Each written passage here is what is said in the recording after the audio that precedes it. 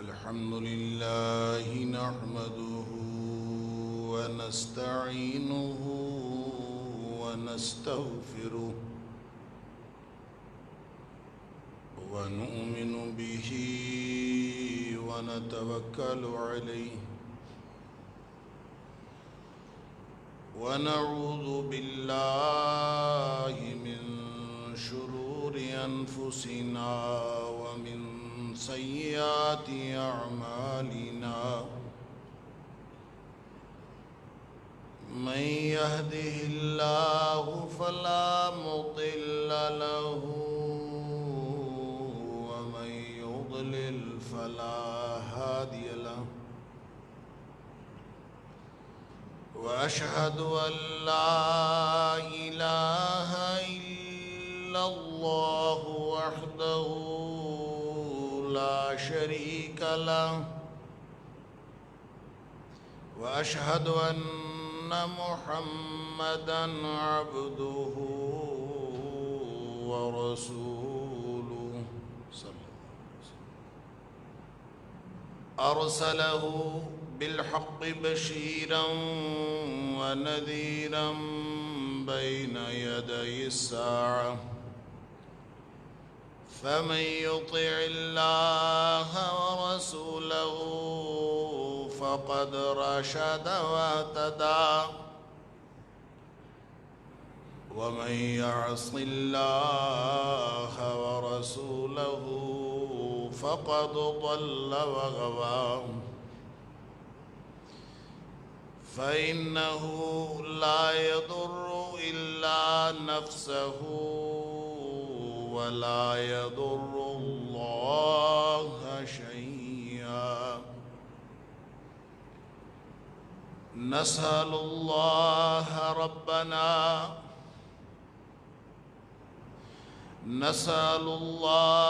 ربنا أن يجعلنا ممن يطيعه ويطيع رسوله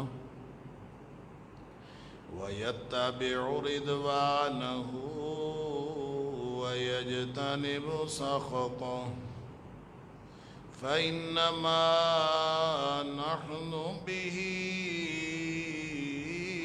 وله أما بعد فإن خير الحديث كتاب الله وخير الهدي هدي محمد صلى الله عليه وآله وسلم وشر الأمور محدثاتها وكل محدثة بدعة وكل بدعة ضلالة وكل ضلالة في النار فأعوذ بالله السميع العليم من الشيطان الرجيم من همزه ونفخه ونفثه بسم الله الرحمن الرحيم ظهر الفساد في البر والبحر بما كسبت أيدي الناس ليذيقهم بعض الذي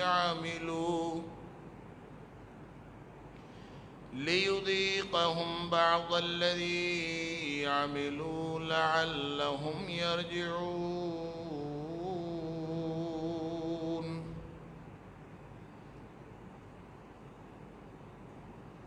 خشکی اور تری میں ہر طرف فساد پھیل گیا، بگاڑ پیدا ہو گیا، اس وجہ سے کہ لوگوں کے کرتوت ہی ایسے تھے، اور یہ فساد، یہ بگاڑ لوگوں کے بعض اعمال کا تھوڑا سا بدلہ چکھانے کے لیے پیدا ہوا ہے۔ لعلہم یرجعون، ہو سکتا ہے کہ لوگ اس بگاڑ کو دیکھ کر اس کو تنبیہ سمجھ کر واپس آ جائیں۔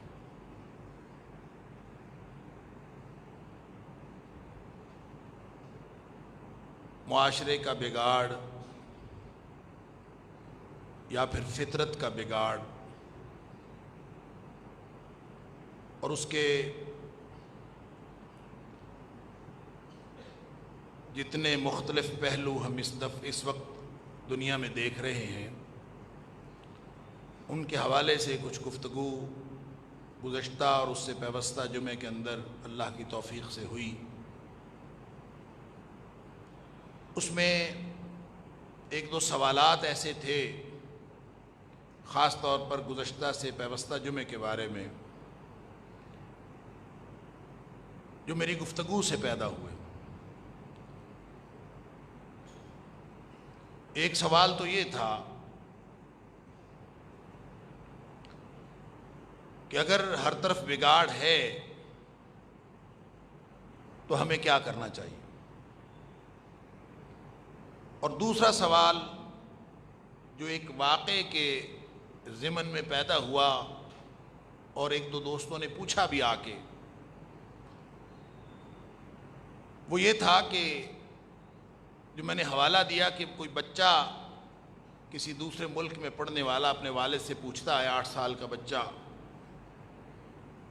کہ اگر کسی عیسائی کو مسلمان ہونے کی اجازت ہے تو مسلمان کو عیسائی ہونے کی اجازت کیوں نہیں ہے؟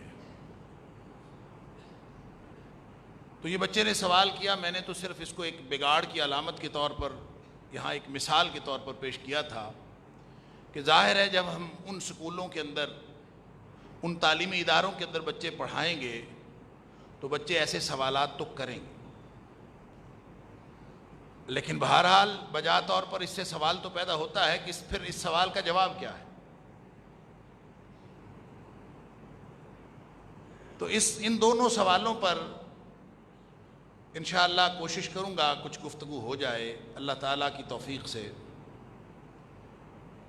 لیکن ان دونوں سوالوں پہ کیا کرنا ہے کسی حد تک بجا سوال ہے، اور یہ سوال کہ جتنے اشکالات اٹھتے ہیں اسلام کے بارے میں اس کا جواب کیا ہے، یہ سوال قابل جواب بھی ہے اور قابل تشویش بھی ہے۔ تشویش اس لیے کہ اگر ہمارے پاس اس سوال کا جواب نہیں ہے تو اس کا صاف مطلب ہے کہ ہم دل سے مسلمان نہیں ہیں، ہم سوچ سمجھ کر مسلمان نہیں ہوئے، ہم تو جدی پشتی مسلمان ہیں، مسلمانوں کے گھر پیدا ہو گئے اس لیے مسلمان۔ یہ اللہ کا کرم ہے کہ اس نے ہمیں مسلمانوں کے گھر پیدا کر دیا۔ اگر ہم کسی ہندو، سکھ، عیسائی، یہودی کے گھر پیدا ہو جاتے تو پھر ہم انہی کے گن گا رہے ہوتے، انہی کے عقائد کی ترویج کر رہے ہوتے۔ اللہ تعالیٰ معاف فرمائے، اللہ نے کرم کیا، رحمت کی ہمارے اوپر۔ لیکن سوال یہ ہے کہ ہم اپنے مسلمان ہونے پر اتنے شرمندہ کیوں ہیں؟ یہ بھی بگاڑ کی ہی وہ سطح ہے کہ میں نے تو گزشتہ جمعے کے اندر حضرت عمر فاروق رضی اللہ تعالیٰ عنہ کا قول آپ کے سامنے پیش کیا تھا کہ جو اسلام ڈھہ جاتا ہے، اسلام انہدام کا شکار ہو جاتا ہے، اسلام کی پوری عمارت گر جاتی ہے 3 اسباب کی بنیاد پر۔ جب 3 اسباب پیدا ہوتے ہیں اسلام ڈھہ جاتا ہے۔ اس میں سب سے پہلی چیز جو اسلام کو ڈھا دیتی ہے وہ ذلت العالم ہے۔ جب عالم بگڑتا ہے تو پورا جہان، پورا عالم بگڑتا ہے۔ اللہ اکبر۔ ہمارے شاید معاملے کا، ہمارے معاشرے کا، ہمارے پورے، صرف ہمارے معاشرے کی بات نہیں ہے، آج کے دور کے سارے معاشروں کے، واللہ عالم شاید علماء بگڑ گئے ہیں جس کی وجہ سے سارا معاشرہ اس قدر بگاڑ کا شکار ہو، الا ماشاء اللہ۔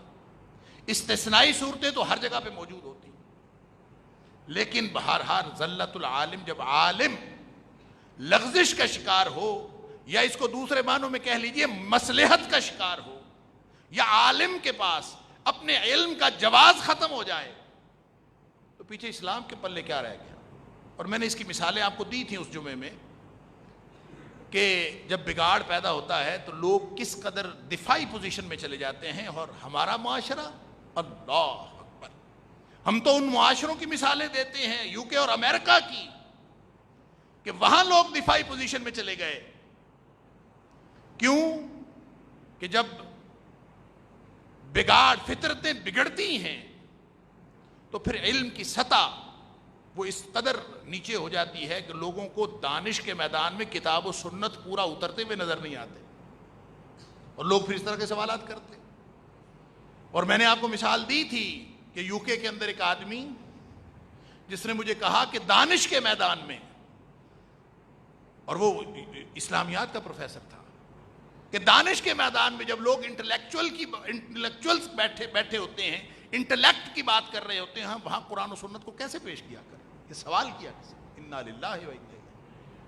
میں نے اسے کہا جواب دینے سے پہلے، میں نے کہا یار وہ برٹش بورن تھا، نسلاً پاکستانی تھا، لیکن پیدا وہاں ہوا تھا، وہیں پڑھا بڑھا. اب وہ اسلامیات کا یونیورسٹی میں استاد بن گیا، لیکن خیالات کیا ہیں کہ اس کے خیال میں دانش کی سطح کتاب و سنت کی وہ ہے نہیں. نعوذ باللہ من ذالک. کہ جب لوگ دانشور بیٹھے ہوتے ہیں، یونیورسٹیوں میں بات ہو رہی ہوتی ہے، بہت اعلیٰ پائے کی دانش مندی کی باتیں ہو رہی ہیں، قرآن و سنت کو کیسے پیش کیا؟ سوال مجھ سے کر. میں نے اسے کہا کہ یار ایسا کرو، تم کوئی اور مذہب قبول کرو، اسلام کو چھوڑ دو، کوئی اور مذہب. کہتا یہ کیا بات ہوئی، یہ کیوں کہہ رہے ہو؟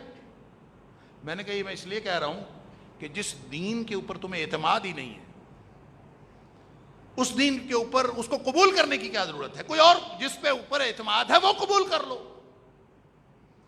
اور اندازہ کریں، میں یہاں 9/11 ہوا، سپٹمبر 11 جو واقعہ ہوا امریکہ میں، ڈرامہ تھا یا واقعہ تھا جو بھی تھا، اس کے بعد پوری دنیا کی حیت تبدیل ہو گئی. مجاہدین جو تھے وہ سارے مجرمین بن گئے. جہاد جو ہے اس کا نام فساد رکھ دیا گیا. پوری دنیا میں مجاہدین کے اوپر کمبختی آ گئی. پوری دنیا میں ایک خاص قسم کا آپریشن کیا گیا. خاص طور پہ ہمارے جو پڑوسی ملک افغانستان کے اینٹ سے اینٹ بجا دی گئی. یہ سب کچھ ہم نے اپنی آنکھوں سے دیکھا. تو انہی دنوں کینیڈا میں ایک کانفرنس تھی، تو میں نے وہاں ایک مقالہ بھیجا. اس کا عنوان تھا the concept of peace and security in Islam. Islam کا تصور امن و سلامتی. میں نے یہ مقالہ بھیجا، اور ظاہر ہے کہ وہ جب مقالہ کسی کانفرنس میں بھیجتے ہیں وہ قبول ہوتا ہے، تو پھر وہ کہتے ہیں کہ آؤ وہاں کانفرنس میں پڑھو آ کے مقالہ. تو میں بھی اپنی ویزے وغیرہ کی تیاری کر رہا تھا جانے کے لیے. تو میرے ایک کولیگ کو پتہ چلا کہ اس طرح کی کانفرنس ہے، اور اس کانفرنس کا عنوان بھی یہ تھا اسلام آفٹر سپٹمبر 11، کہ سپٹمبر 11 کے بعد اسلام نہیں، مذاہب، ورلڈ ریلیجنز آفٹر سپٹمبر 11. دنیا کے مذاہب کی صورتحال کیا ہے 9/11 کے واقعے کے بعد. اب اس میں نے اسلام کے بارے میں یہ بات کی کہ اسلام کا تصور امن و سلامتی، اور اسلام کا تصور امن و سلامتی جہاد کے علاوہ کیا ہو سکتا ہے؟ تو میرے کولیگ نے مجھے کہا کہ تم وہاں نہ جاؤ. میں نے کہا کیوں نہ جاؤں؟ کہتے ہیں کہ حالات دنیا کے بڑے خراب ہیں، تم وہاں جاؤ گے تو تمہیں سوالات بہت ہوں گے، سوالات کی بوچھاڑ ہوگی تمہارے اوپر، لہذا تم وہاں نہ جاؤ. تو اس کولیگ کو بھی میں نے یہی مشورہ دیا تھا کہ پھر ہمارا اسلام میں رہنا بنتا نہیں ہے، ہم کوئی اور مذہب قبول کر لیں.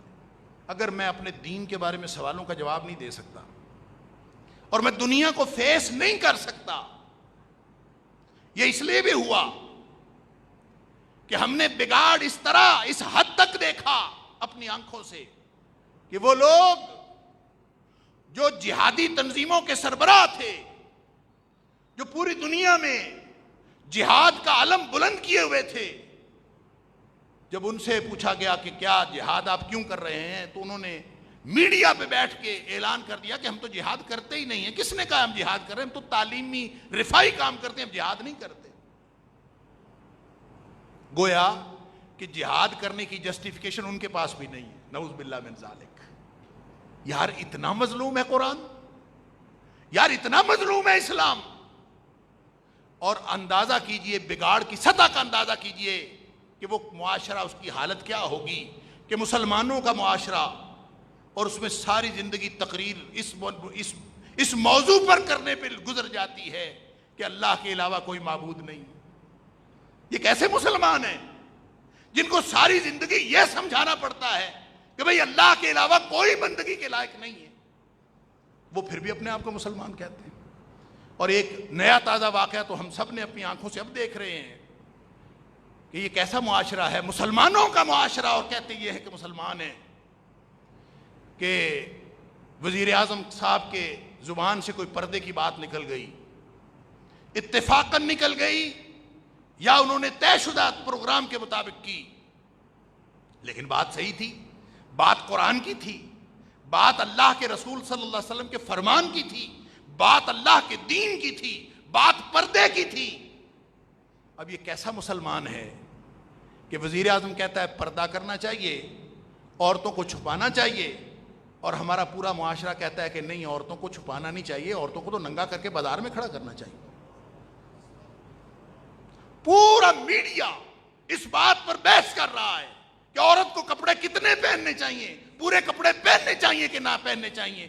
آپ اندازہ کیجئے اس معاشرے کا بیڑا غرق اس سے زیادہ کیا ہوگا، اس سے زیادہ اسلام کیا ڈھہ جائے گا کہ جس میں جو اللہ کے قرآن میں حکم آیا، جو نبی اکرم صلی اللہ علیہ وسلم کی ازواج مطہرات، پاک بیویاں، آپ کی صحابیات مطہرات، جو پورا دین ایک تواتر کے ساتھ، کسی مسئلے پہ کوئی اختلاف کسی مسلک کا نہیں ہے، آج اس کے بارے میں گفتگو ہو رہی ہے کہ کپڑے کتنے پہننے چاہیے. انا للہ و انا الیہ راجعون.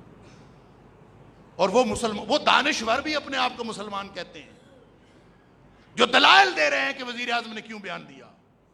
انا للہ و انا الیہ راجعون. اور دلائل کا ایک طوفان ہے کہ جناب ہمارے معاشرے کو یوں پیش کیا جا رہا ہے جس کے اندر ابھی کوئی اسلام کے نام لیوا باقی ہے. اس کو یوں پیش کیا جا رہا ہے جیسے سارے دنیا جہان کا گند یہاں ہے. مغرب کے معاشروں کو آئیڈیل معاشروں کے طور پر پیش کیا جا رہا ہے. بھئی وہاں تو جی خواتین کپڑے نہیں دھاگے پہنتی ہیں، اور وہ پہن کے جہاں مرضی رات کو 12 بجے بھی پھرتی رہیں، کوئی پوچھنے والا نہیں ہوتا ان کو. اور یہاں ہماری جو ہے عورت محفوظ نہیں ہے. پوری دنیا کو یہ بتایا جا رہا ہے، ساری دنیا کا سارا الیکٹرانک میڈیا، سوشل میڈیا اسی پہ بکواس کر رہا ہے. کتنے دن ہو گئے آپ دیکھیں تو صحیح، کیا ہاہاکار مچی ہے. یہ کسی قوم اور کسی معاشرے کے بگاڑ کی اس سے عمدہ مثال نہیں ہو سکتی. اسلام ڈہ چکا ہے. اسلام، اگر آپ نے مسلمانوں یہ فقرہ میرا جو میں بار بار دہراتا ہوں، اس کو ذہنوں میں دوبارہ جاگزین کر لیجئے کہ مسلمان کبھی اسلام کی حفاظت نہیں کرتے، اسلام ہمیشہ مسلمانوں کی حفاظت کرتا ہے. جب تم اسلام چھوڑ دو گے، اللہ اکبر، تو پیچھے کیا رہ جائے گا؟ پوری دنیا میں ذلت و رسوائی تمہارا مقدر بن جائے گی. تمہارا اسلام صرف رہ گیا کاروبار کرنا، تمہارا اسلام صرف رہ گیا کاشتکاری کرنا، تمہارا صرف اسلام رہ گیا ہے اپنے مفاد کا تحفظ کرنا. وَتَرَكْتُمُ الْجِهَادِ، میں نے حدیث پیش کی تھی آخر پہ، سلط اللہ علیکم ذلًا، اللہ تمہارے اوپر ذلت و رسوائی مسلط کر دے. یہ ذلت و رسوائی بے سبب نہیں. ظہر الفساد فی البر والبحر بما کسبت ایدی الناس. ہمارے کرتوت ہی ایسے ہیں. یہ خشکی اور تری میں جو، اللہ اکبر، اب دیکھیں انسان کہاں ہے، حیوان سے نیچے گرنے کی کوشش کر رہا ہے. اللہ اکبر. اور مثالیں دی جا رہی ہیں مغرب کی، اندازہ تو کریں. آپ کبھی ڈیٹا اٹھا کے دیکھیں، وہ مغرب جس کو پاک اور پوتر معاشرے کے طور پر پیش کیا جا رہا ہے، آپ ذرا نیٹ کے اوپر سرچ کریں اور وہ ڈیٹا اٹھائیں، وہ فیکٹس اینڈ فگرز، کہ یہاں پہ کتنے ریپ ہوتے ہیں اور امریکہ میں ریپ کتنے ہوتے ہیں، ایک سال میں یو کے میں کتنے ریپ ہوتے ہیں، یورپ کے اندر کتنے ریپ ہوتے ہیں. آپ ذرا وہ ڈیٹا اٹھائیں گے آپ کو پتہ چل جائے گا کہ کتنا فرق ہے. پاکستان میں ٹوٹل ایک سال کے اندر جو ریپ کیسز رپورٹ ہوئے ہیں وہ 22,000 ہیں. دیکھو جی 22,000 کیس رپورٹ ہوں گے، اس سے زیادہ. اور امریکہ جو اس وقت پوری دنیا میں پاک اور پوتر معاشرے کی مثال کے طور پر پیش کیا جاتا ہے، اس کی ریاستیں اگرچہ بہت ہیں، اس کی 49 ریاستیں ہیں، اور وہ ساری کی ساری علاقے اور رقبے کے اعتبار سے شاید پاکستان سے بڑی ہیں یا پاکستان جتنی ہیں، ہر ریاست ایک پاکستان ہے، لیکن اس کی پوری آبادی پاکستان کی آبادی کے تقریباً برابر ہے، یعنی ریاستیں بہت زیادہ ہیں، آبادی زیادہ نہیں۔ اور وہاں پتہ ہے کتنے کیسز رپورٹ ہوئے؟ 4.5 لاکھ۔ میں باقی ڈیٹا نہیں آپ کو پیش کرتا، آپ دیکھ لیجئے، آپ اور چیزیں بھی سرچ کر لیجئے۔ بے حیائی کے جتنے معیارات ہوتے ہیں آپ سارے دیکھیں گے، آپ کو سمجھ آئے گی کہ وہ معاشرے جن کو پاک اور پوتر معاشرے کے طور پر پیش کیا جا رہا ہے، جن کی مثالیں دی جا رہی ہیں، وہ گندگی کا ڈھیر ہے۔ اور ان معاشروں کی مثالیں یہاں دے کے دانشور پتہ نہیں کیا بکواس کرتے ہیں بیٹھ کے، اور اسلام کے خلاف باتیں، اللہ کے قرآن کے خلاف باتیں، اور پتہ نہیں زمین نہیں پھٹتی، آسمان نہیں گرتا۔ وہ حلیم اور بردبار ہے، وہ رحمتوں والا ہے، وہ ان کو مہلت دیے چلا جاتا ہے۔ جو اللہ کے قرآن کے خلاف بات کرتے ہوں، بس دین کے خلاف تو کوئی ٹاپک ہاتھ میں آئے صحیح۔ وزیر اعظم نے کہہ دیا ہے پردہ کرنا چاہیے عورت کو، تو آپ کہیں ہاں اللہ، یہ وزیر اعظم کے ساتھ آپ کو 1000 اختلاف ہو، ہم نے اس لیے نہیں کرنا کہ اس نے کہا ہے، ہم نے اس لیے کرنا ہے کہ اللہ کا حکم ہے اور اللہ کے رسول صلی اللہ علیہ وسلم کا حکم، بات ختم۔ دین ان کا ہے، بات کسی کی زبان سے نکلے، لیکن آپ اس بگاڑ کا اندازہ کیجئے، ہماری ذہنی سطح کا اندازہ کیجئے۔ اور پھر باتیں کون کر رہے ہیں؟ میں کسی پر فتویٰ نہیں لگاتا۔ عمر فاروق رضی اللہ تعالیٰ کا قول جو میں نے پچھلے جمعے میں پوری وضاحت کے ساتھ آپ کے ساتھ سامنے رکھا تھا، آپ اسی کو تازہ کر لیجئے۔ فرمایا 3 چیزیں اسلام کو ڈھا دیتی ہیں۔ پہلی چیز زلت العالم ہے، عالم جب بگڑتا ہے تو سارا معاشرہ بگڑتا ہے۔ اور دوسری چیز جو پورے معاشرے میں اسلام کو ڈھا دیتی ہے وہ جدال المنافق فی الکتاب، جو اللہ کے قرآن کے حکموں کے بارے میں، اللہ کے قرآن کے احکام کے بارے میں، اللہ کے رسول صلی اللہ علیہ وسلم کے احکام کے بارے میں جب منافق جھگڑے کرنے لگیں، منافق دلیلیں دینے لگیں، تو سمجھ لیں کہ اسلام ڈھہ گیا ہے۔ یہ ہے ہمارا معاشرہ، یہ ہے ہماری حالت۔ انا للہ و انا الیہ راجعون۔ اللہ کا قرآن تبصرہ کرتا ہے ظہر الفساد فی البر والبحر بما کسبت ایدی الناس۔ پلے کیا رہ گیا ہے؟ پیچھے رہ کیا گیا ہے؟ اگر ہمارا دین ہمارے پاس نہ ہو تو ہمارے پاس اور کیا ہے؟ اللہ اکبر۔ حضرت عمر فاروق رضی اللہ تعالیٰ عنہ فرمایا کرتے تھے کہ ہمیں تو عزت ہی اللہ نے اسلام کے ذریعے سے دی ہے۔ اللہ اکبر۔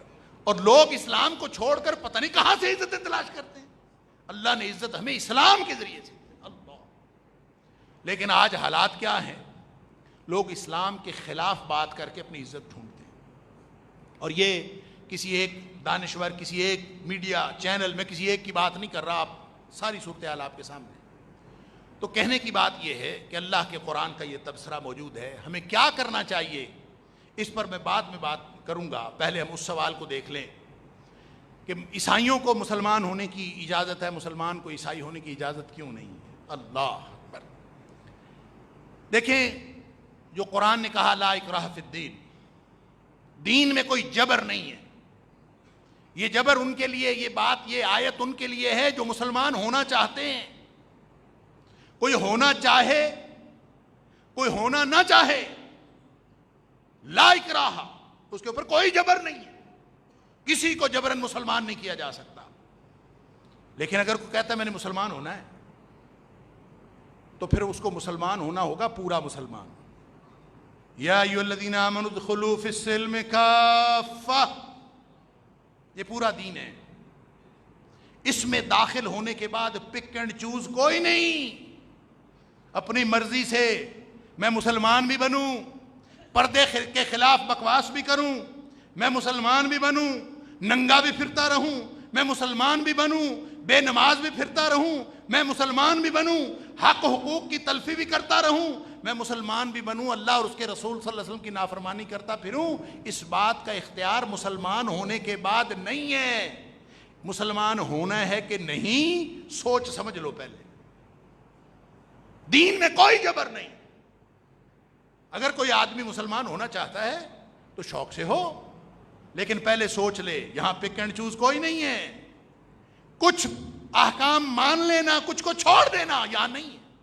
اس کی مثال یوں سمجھ لیجئے کہ ایک آدمی کہتا ہے کہ میں نے فٹ بال ٹیم جوائن کرنی ہے، میں کسی فٹ بال ٹیم کا حصہ بننا چاہتا ہوں۔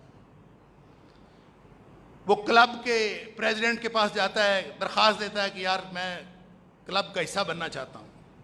وہ کہتا ہے بھائی تیری مرضی ہے، ہمارے کلب میں آنا ہے آ جاؤ، کسی اور میں جانا چلے جاؤ، ہماری طرف سے کوئی پابندی نہیں ہے، لیکن اگر آپ آؤ گے تو پھر کلب کی رولز اینڈ ریگولیشن کی پابندی تو کرنی پڑے گی نا۔ اچھا وہ اگر کہے کہ میں نے اس کلب میں بھی جانا ہے، آپ کی ٹیم میں بھی جانا ہے، لیکن جب میں کھیل رہا ہوں تو میں نے گول ان کو نہیں کرنا، میں نے اپنی ٹیم کو گول کرنا ہے۔ میں آپ کی ٹیم کا حصہ تو بننا چاہتا ہوں، لیکن میں گول مخالف کی ٹیم پر نہیں کروں گا، میں اپنی ٹیم میں گول کرنا چاہتا ہوں، اس لیے کہ میں آزاد ہوں، میرا بنیادی حق ہے کہ میں جو مرضی کروں، دلیلیں دیتا ہے۔ آپ یہ بتاؤ کہ اس کو کوئی فٹ بال ٹیم میں رکھے گا؟ پوری دنیا کے اندر کوئی ملک اپنے ملک کے کسی شہری کو ریاست کے خلاف بات کرنے کی اجازت نہیں دیتا۔ کیوں اجازت نہیں دیتا؟ اس لیے کہ ساری جمہوری ریاستیں ہر ریاست کا یہ حق تسلیم کرتی ہیں کہ ریاست کا حق ہے کہ جو وہاں کا باشندہ ہے وہ اس کا اطاعت گزار بھی ہو اور وہ اس کا پابند بھی ہو اور اس کے سارے قوانین کی پابندی بھی کرے۔ اور اگر کوئی شخص کہے کہ میں نے رہنا پاکستان میں ہے لیکن میں پاکستانی قانون کی پابندی نہیں کروں گا، میں نے رہنا یو کے میں ہے لیکن میں یو کے کے قانون کی پابندی نہیں کروں گا، میں نے رہنا امریکہ میں ہے لیکن میں وہاں کی پابندی نہیں کروں گا، تو کون سا ملک ہے، کون سی ریاست ہے؟ وہ دنیا دار ریاست ہو، دین کی ریاست ہو، وہ کوئی بھی ریاست ہو، وہ جمہوری ریاست ہو، اس کو اس کا یہ حق کون تسلیم کرتا ہے کہ تو بھائی اپنی مرضی سے رہتا رہے، تیرا بنیادی حق ہے؟ نہیں، وہاں ریاست کی رٹ قائم کرنا بنیادی حق ہے۔ لہذا یہ اللہ کا دین ہے، یہ کوئی مذاق نہیں ہے۔ جس نے آنا ہے آئے، جس نے نہیں آنا نہ آئے، جس کا دل کرتا ہے وہ کافر، ہندو، سکھ، عیسائی مرے، جس نے جہنم میں جانے کا ارادہ کر لیا ہو وہ جائے۔ ہم دعا تو کریں گے کہ اللہ اس کو ہدایت دے، ہم کوشش بھی کریں گے کہ وہ ہدایت کی طرف آ جائے، لیکن اگر وہ نہیں آنا چاہتا تو لا اکراہ فی الدین، کوئی جبر نہیں۔ لیکن اگر وہ آ گیا، اسلام قبول کر لے گا تو پھر جبر ہے۔ پھر 7 سال کی عمر میں نماز نہیں پڑھے گا تو کہا جائے گا کہ نماز پڑھو، اور 10 سال کی عمر میں نہیں پڑھے گا تو پٹائی بھی کی جائے گی کہ نماز پڑھو۔ پھر جرم کرے گا، چوری کرے گا تو ہاتھ کٹے گا، پھر بدکاری کرے گا تو شادی شدہ ہوگا تو سنسار ہوگا۔ اب یہ قانون ہے اسلام کا۔ اب اگر وہ اسلام سے برگشتہ ہونا چاہتا ہے اور اسلام کے خلاف گول کرنا چاہتا ہے تو اس کی اجازت نہیں ہے۔ وہ پتہ ہے کیوں نہیں ہے؟ وہ اس لیے نہیں ہے کہ اللہ نے انسان کی فطرت اللہ نے بنائی ہے۔ فَأَقِمْ وَجْهَكَ لِلدِّينِ حَنِيفًا فِطْرَةَ اللَّهِ الَّتِي فَطَرَ النَّاسَ عَلَيْهَا، یہی صورت لا تبدیل لخلق اللہ۔ جدید ترین دور میں، جدید ترین معاشرت میں اللہ کی خلقت تبدیل نہیں ہوتی، اللہ نے جو فطرت بنائی ہے وہ وہی رہتی ہے۔ لہذا جو سٹینڈرڈ پہ دین ہے نا، ان الدین عند اللہ الاسلام، فطرت اللہ التی فطر الناس علیہ، فطرت کا دین یہ ہے۔ لہذا آپ سمجھ لیجئے فطرت یہاں ہے، نیچے کوئی سکھ ہے، کوئی ہندو ہے، کوئی عیسائی ہے، کوئی یہودی ہے، وہ ڈھونڈتا پھرتا ہے میں فطرت پہ پہنچ جاؤں، تو وہ ایک مذہب سے دوسرے میں جائے، دوسرے سے تیسرے میں جائے، تیسرے سے پھر واپس آئے، وہ ڈھونڈتا رہے، ساری زندگی ڈھونڈتا رہے۔ کیوں؟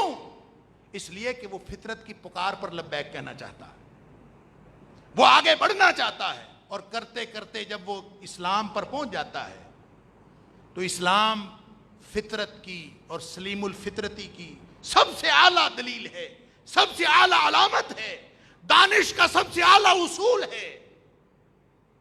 اور جو آدمی فکر کی اعلیٰ ترین منزل ہے، عقیدے کا اعلیٰ معیار ہے، جو شخص یہاں پہنچ گیا، اب اس کے بعد اس کی سیٹسفیکشن نہ ہو، اس کی تسلی نہ ہو، تو اس کا مطلب یا تو یہ ہے کہ وہ انسان نہیں ہے، کیونکہ انسان فطرت اللہ التی فطر الناس علیہ، انسانوں کی فطرت تو اللہ نے یہی بنائی.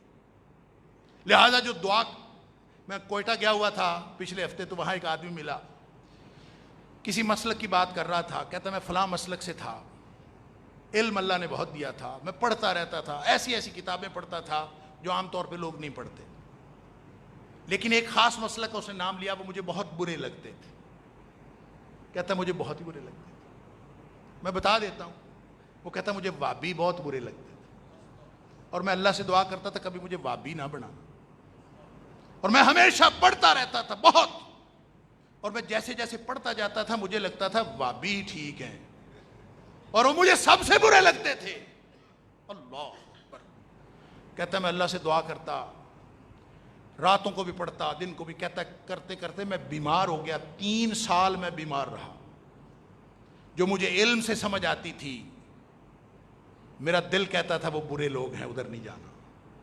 اور میں پڑھتے پڑھتے بالآخر مطالعہ کرتے کرتے، اللہ سے دعا کرتے کرتے مجھے سمجھ آئی کہ دنیا میں اگر کوئی سچا اور سچا مسلک ہے تو وہ کتاب و سنت کا مسلک ہے. اور بالآخر وہ کہتا ہے میں اللہ کے فضل سے میں نے باقی ساری چیزیں چھوڑ دی اور کتاب و سنت کا مسئلہ قبول کر. اب یہ بات ایک معیار ہے جو ملتا ہے محنت سے، جو ملتا ہے کوشش سے، جو ملتا ہے دین کی تلاش سے، جو ملتا ہے سچائی کی تلاش سے. آپ دین اسلام پر پہنچ گئے تو اب کوئی شخص اگر عیسائی ہونا چاہتا ہے یا یہودی ہونا چاہتا ہے یا سکھ ہونا چاہتا ہے یا ہندو ہونا چاہتا ہے تو وہ سوال یہ ہے کہ کیوں ہونا چاہتا ہے. اگر تو دانش کا تقاضا تھا تو دانش کے اعلیٰ ترین تقاضے پہ تو وہ پہنچ چکا ہے. اب گویا اس کا کوئی اور مقصد ہے. وہ دانش کے تقاضے کے تحت کوئی آدمی چوٹی سے نیچے چھلانگ نہیں لگانا چاہتا اور کوئی نہیں آ سکتا.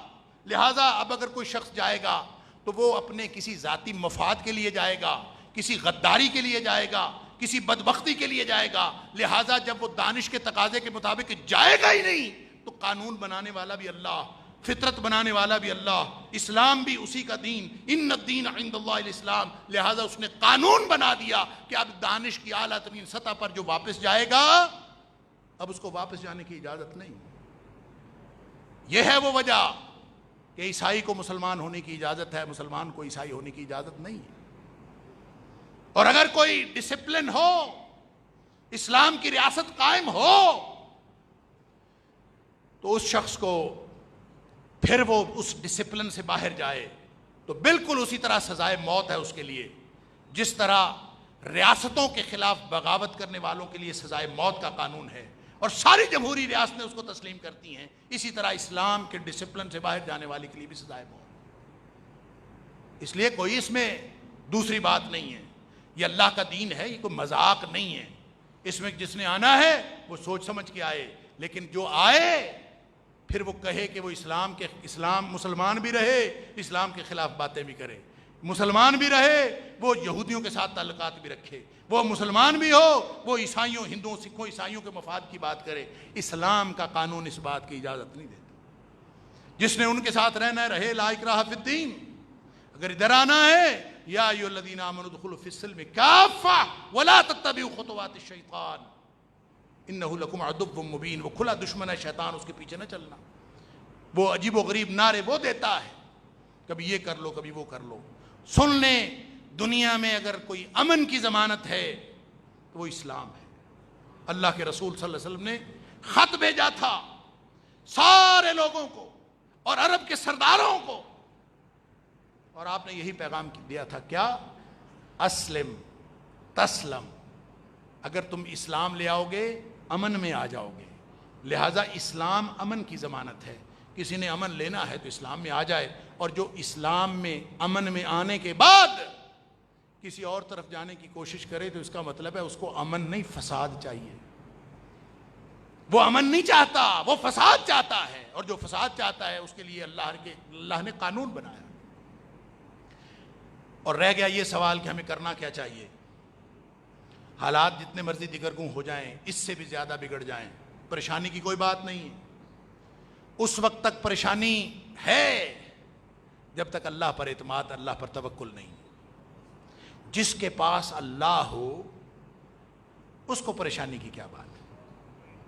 اللہ جیسا حکمران، اللہ جیسا خالق، اللہ جیسا مالک اور نبی اکرم صلی اللہ علیہ وسلم جیسا رہنما جن کے پاس موجود ہو، ان کو پریشانی کی کیا بات؟ لہذا نبی اکرم صلی اللہ علیہ وسلم نے یہی بات فرمائی تھی، لن تضلوا ما تمسکتم بہما، ترکت فیکم امرین، میں تمہیں دو چیزیں چھوڑ کر جا رہا ہوں، لن تضلوا ما تمسکتم بہما، ہرگز گمراہ نہیں ہوگے، کبھی بھی گمراہ نہیں ہوگے جب تک ان دو چیزوں سے چمٹے رہو گے۔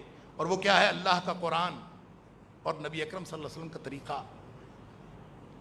لہٰذا میں اور آپ اللہ کے قرآن سے جڑ جائیں۔ نبی اکرم صلی اللہ علیہ وسلم نے فرمایا باہر نکلے، اللہ اکبر، آپ نے فرمایا ابشرو ابشرو، صحابیوں خوش ہو جاؤ، خوش ہو جاؤ، خوشیاں مناؤ۔ اللہ کے رسول صلی اللہ علیہ وسلم کیا خوشی، کوئی نئی خبر ہے؟ فرمایا ہاں، ان ھذا القرآن سبب، یہ اللہ کا قرآن رسی ہے، طرفہ بید اللہ و طرفہ بایدیکم، اس کا ایک سرا اللہ کے ہاتھ میں ہے، ایک سرا تمہارے ہاتھ میں۔ مسلمانوں تمہیں اور کیا چاہیے؟ فتمسکوا بہ، اس کے ساتھ جڑ جاؤ۔ کیا ہوگا جڑ جائیں گے تو؟ فرمایا دو گارنٹیاں، دو ضمانتیں نبی کریم صلی اللہ علیہ وسلم، لن تضلوا ولن تہلکوا بعدہ ابدا، ہرگز گمراہ نہیں ہوگے کبھی، اور کبھی ہلاک نہیں ہوگے، مارے نہیں جاؤ گے، کبھی برباد نہیں ہوگے۔ یہ دو گارنٹیاں نبی اکرم صلی اللہ علیہ وسلم نے دی ہیں قرآن کے ساتھ جڑ جانے والے۔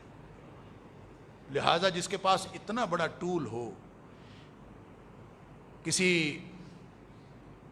اسلاف میں سے کسی بزرگ کا قول ہے، اللہ اکبر، لم ارى خلیلا یرفع قدر خلیلہ کالقرآن، اللہ اکبر۔ وہ کہتے ہیں میں نے دنیا کائنات میں ایسا دوست نہیں دیکھا جو اپنے دوست کی اتنی عزت بڑھاتا ہو جتنا قرآن بڑھاتا ہے۔ بندہ اس کا دوست تو بنے۔ لم ارى خلیلا، میں نے دنیا کائنات میں ایسا دوست نہیں دیکھا، یرفع قدر خلیلہ، جو اپنے دوست کی عزت اور قدر میں اضافہ کرتا ہے، اس کو بلند کرتا ہے، کل قرآن، قرآن جیسا کوئی دوست نہیں ہے۔ اللہ، لہٰذا اس کے ساتھ جڑ جاؤ۔ اور دو چیزیں جو میں اکثر یہ عرض کیا کرتا ہوں، ایک اللہ کا قرآن ہے، اس کے ساتھ جڑ جائیں۔ نبی اکرم صلی اللہ علیہ وسلم کی حدیث، آپ کی سنت، وہ قرآن سے الگ نہیں ہے۔ یہ قرآن لفظوں کا ہے، وہ قرآن عملوں کا ہے۔ کانا خلقہ القرآن، نبی اکرم صلی اللہ علیہ وسلم کی ساری حیات طیبہ قرآن کی عملی تصویر ہے۔ اور دوسری چیز نماز، 5 وقت کی نماز اللہ نے قرآن میں وعدہ کیا ہے، ان الصلاۃ تنہی عن الفحشاء والمنکر، یہ نماز برائیوں بے حیائیوں سے، یہ ساری آلودگیوں سے بچائے گی۔ اپنے بچوں کو، خود اپنے گھر والوں کو ایک تو نماز پہ لگا لیں، مرتے مر جائیں، نماز کسی صورت ضائع نہیں ہونی چاہیے۔ زندگی کا سب سے اعلیٰ منصب، اعلیٰ جو سب سے اعلیٰ انسان کا جو مقصد ہے وہ بنا لیں نماز کو اور قرآن کو۔ ان دو چیزوں سے ہم جڑ جائیں، حالات اس سے بھی زیادہ خراب ہو جائیں، بگڑی ہوئی فطرتیں واپس ہو جائیں گی، ٹوٹے ہوئے دل جڑ جائیں گے، اور یہ جو معاشروں کے اندر جتنا تفرقہ ہے سارا ختم ہو جائے گا، بربادیوں کے فیصلے آبادیوں کے فیصلے میں بدل جائیں گے۔ اللہ کے قرآن کا وعدہ ہے، نبی اکرم صلی اللہ علیہ وسلم کی دی ہوئی ضمانت ہے۔ لہٰذا یہ کبھی بھولنا نہیں ہے یہ سبق۔ حالات گمبھیر ہو جائیں، حالات اس سے بھی زیادہ خراب ہو جائیں، یہ نئی دانش، یہ ڈیجیٹل ورلڈ، یہ دنیا، نئی دنیا، یہ ہمیں عجیب چکروں میں ڈال دیتی ہے، ہمیں اللہ کے قرآن سے دور کرتی ہے، ہر چیز سے دور کرتی ہے۔ لیکن یہ سبق نہیں بھولنا، حالات خراب سے خراب تر ہو جائیں، آپ کا مقابلہ، اللہ اکبر۔ اب تاریخ تو دیکھیں، جس وقت موسیٰ علیہ السلام تھے، مقابلے میں جادو تھا نا، تو کتنا بڑا تھا۔ ایک عصا کے مقابلے میں ہزاروں لاکھوں رسیاں تھیں، پوری طاقت تھی حکومت کی، لیکن ایک موسیٰ اکیلا علیہ السلام، وہ چونکہ سچے تھے تو ڈرنے کی کیا بات ہے؟ لا تخف انک انت الاعلی، موسیٰ ڈرنا نہیں ہے، یہ بظاہر ساری دنیا مل کے آ گئی ہے، بظاہر ان کا جادو بڑا ہے، بظاہر ساری دنیا تمہارے اوپر غالب آنے کو آ گئی ہے، لا تخف انک انت الاعلی، تو نے ڈرنا نہیں ہے، کامیاب تو ہی رہے گا۔ لہذا سچے لوگوں کو، جن کے پاس حاملین قرآن کو، حاملین سنت کو کسی بھی معاملے میں مرعوب نہیں ہونا چاہیے۔ جادو یا جھوٹ یا باطل، وہ بادل کی طرح گرجتا ہوا بھی نظر آئے، کبھی مرعوب نہیں ہونا، اور سمجھ لینا ہے کہ یہ جو جتنا گرجتا ہے وہ آج تباہ و برباد ہو کے رہے گا، اس لیے کہ جو کامیاب ہوتا ہے وہ سچ کامیاب ہوتا ہے، جھوٹ کبھی کامیاب نہیں۔ اللہ تعالیٰ مجھے اور آپ کو اللہ کے قرآن، نبی کریم صلی اللہ علیہ وسلم کی سنت کے ساتھ جڑنے کی توفیق عطا فرمائے۔ یہی دانش ہے، یہی فطرت کا احیاء ہے، یہی اس بگاڑ کا علاج ہے، یہی ہمارے معاشرتی بگاڑ کا علاج ہے۔ اللہ تعالیٰ ہم سب کے سارے زخم، دلوں کے، دماغوں کے، کرداروں کے، اجتماعی اور انفرادی تمام، اللہ تعالیٰ اس سے دور کر دے گا انشاءاللہ۔ اللہ تعالیٰ ہم سب کو اس سے جڑنے کی توفیق عطا فرمائے۔ وآخر دعوانا الحمدللہ۔